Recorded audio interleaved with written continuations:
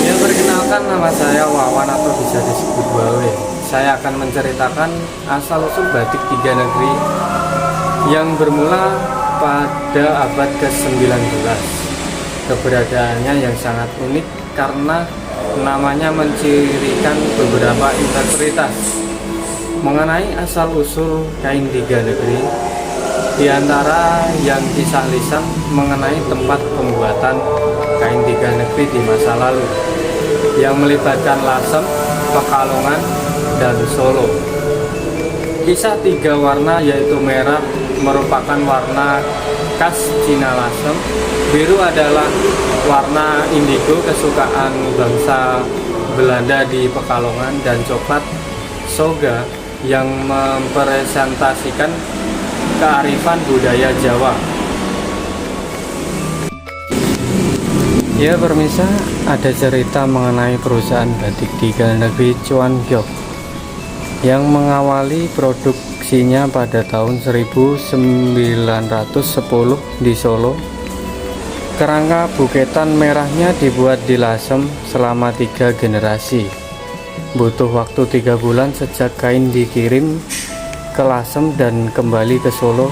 Setelah itu proses pewarnaan birunya menggunakan pewarnaan sintensi dari jerami, dan tahap akhirnya kain batik dicelup dengan soga, racikan keluarga Choa.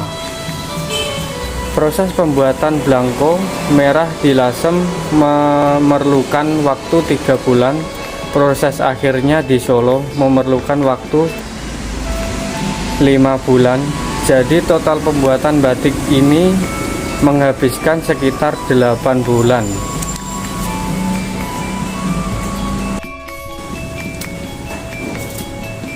Ya, kita lanjut ke proses pembuatan batik, teman-teman.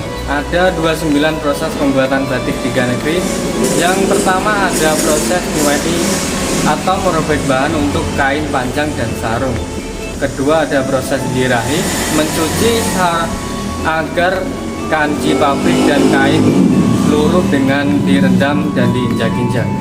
Dan proses ketiga ada ngenteli, memadatkan serat kain dengan minyak jarak atau soda akustik. Keempat, proses lorot kain yang sudah ngenteli kemudian dibilas dengan air supaya bersih. Dan proses kelima ada nganji, kain diberi air kanji mudah untuk menggambarkan dan membatik.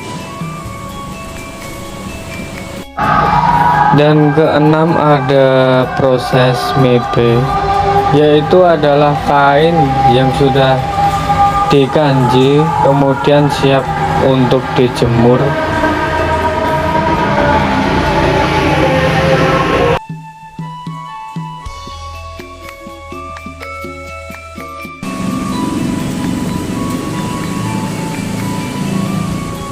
Ya lanjut, yang ketujuh ada proses ngemplong atau memukul kain dengan palu kayu agar serat padat.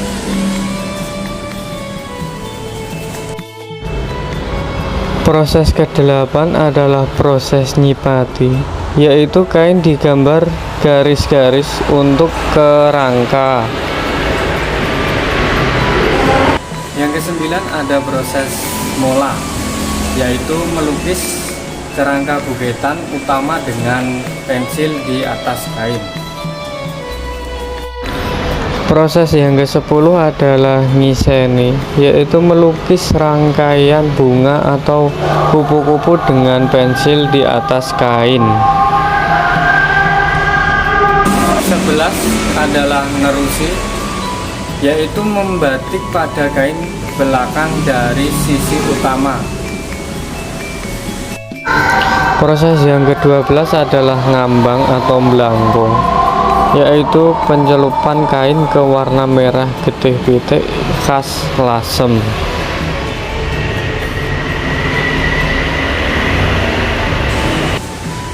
Ke-13, setelah ngambang, kain menjadi blanko merah siap dikirim ke Solo.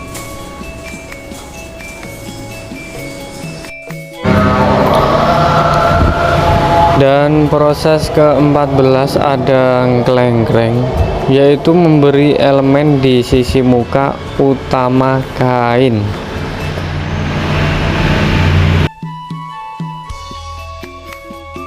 Dan ke-15 ada proses nerusi, yaitu membatik sisi belakang corak batik utama dua sisi serupa.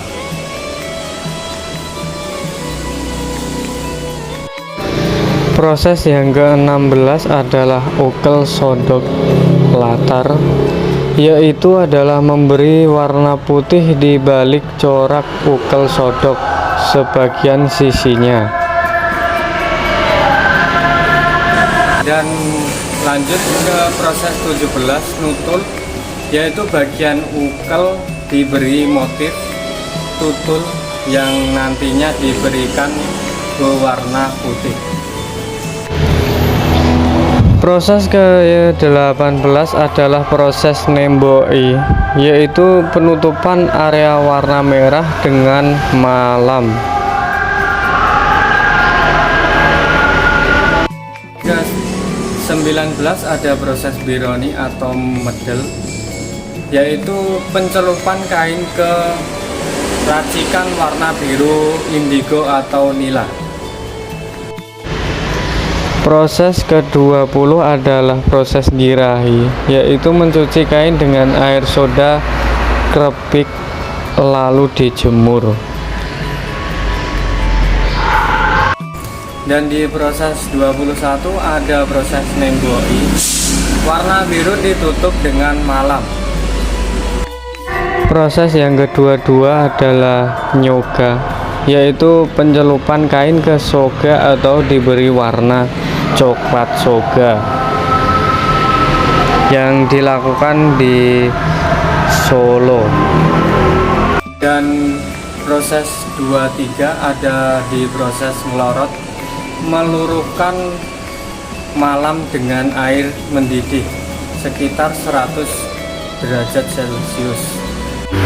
Lanjut proses ke-24 ada ngebyok, yaitu mencuci dengan gerakan keras naik turun ya.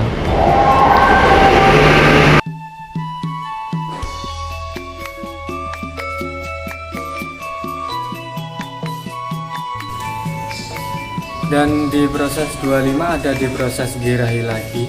Selepas ngebyok, kain batik kembali dicuci. Proses ke-26 ada proses mepeni, yaitu proses menjemur kain yang sudah jadi di tempat berangin dan berteduh, tidak terlalu panas, tidak terlalu dingin. Dan di proses 27 ada di proses ngelimpeti atau kain batik yang sudah dijemur lalu dilipat. Proses ke-28 adalah proses ngepres, yaitu kain yang sudah jadi dipres supaya halus menggunakan alat pres manual di lasem sendiri.